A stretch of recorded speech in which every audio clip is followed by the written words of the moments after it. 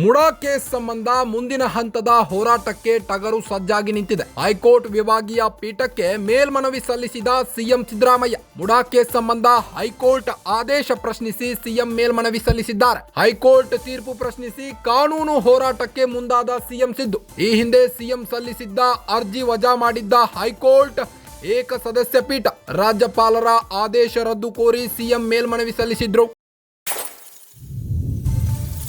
ಸಿದ್ದರಾಮಯ್ಯ ಅವರು ಸಲ್ಲಿಸಿದ ಅರ್ಜಿ ಈಗ ಏಕ ಸದಸ್ಯ ಪೀಠದ ಆದೇಶ ಪ್ರಶ್ನಿಸಿದ್ದಾರೆ. ಹೈಕೋರ್ಟ್ ವಿಭಾಗೀಯ ಪೀಠಕ್ಕೆ ಮೇಲ್ಮನವಿ.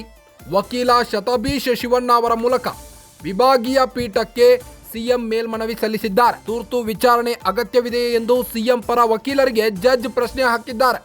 ಹೌದು, ತುರ್ತು ವಿಚಾರಣೆ ಅವಶ್ಯಕತೆ ಸೃಷ್ಟಿಯಾಗಿದೆ ಎಂದು ವಕೀಲರು ಹೇಳಿಕೆ ನೀಡಿದ್ದಾರೆ. ನವೆಂಬರ್ 23ಕ್ಕೆ ವಿಚಾರಣೆ ನಡೆಸಬೇಕೆಂದು ಸಿಎಂ ಪರ ವಕೀಲರ ಮನವಿಯಾಗಿದೆ. ಮನವಿ ಪುರಸ್ಕರಿಸಿ ನವೆಂಬರ್ 23ರಂದು ವಿಚಾರಣೆ ನಿಗದಿಪಡಿಸಿದ ಕೋರ್ಟ್ ಮುಡಾ ಕೇಸ್ ಸಂಬಂಧ ಮುಂದಿನ ಹೋರಾಟಕ್ಕೆ ಸಜ್ಜಾದ ಟಗರು ಸಿದ್ದರಾಮಯ್ಯ ಹೈಕೋರ್ಟ್ ವಿಭಾಗೀಯ ಪೀಠಕ್ಕೆ ಮೇಲ್ಮನವಿ ಸಲ್ಲಿಸಿದ್ದಾರೆ.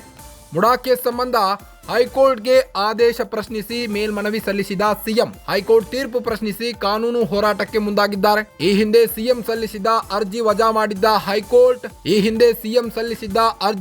ಮಾಡಿದ್ದ ಹೈಕೋರ್ಟ್ ಏಕ ಸದಸ್ಯ ಪೀಠ ರಾಜ್ಯಪಾಲರ ಆದೇಶ ರದ್ದು ಕೋರಿ ಸಿಎಂ ಸಿದ್ದರಾಮಯ್ಯ ಅವರು ಸಲ್ಲಿಸಿದ್ದ ಅರ್ಜಿಯನ್ನ ವಜಾ ಮಾಡಿತ್ತು ಕೋರ್ಟ್. ಹೈಕೋರ್ಟ್ ವಿಭಾಗೀಯ ಪೀಠಕ್ಕೆ ಮೇಲ್ಮನವಿ. ವಕೀಲ ಶತಬೀಶ್ ಶಿವಣ್ಣ ಅವರ ಮೂಲಕ ವಿಭಾಗೀಯ ಪೀಠಕ್ಕೆ ಸಿಎಂ ಸಿದ್ದರಾಮಯ್ಯ ಮೇಲ್ಮನವಿ ಸಲ್ಲಿಸಿದ್ದಾರೆ.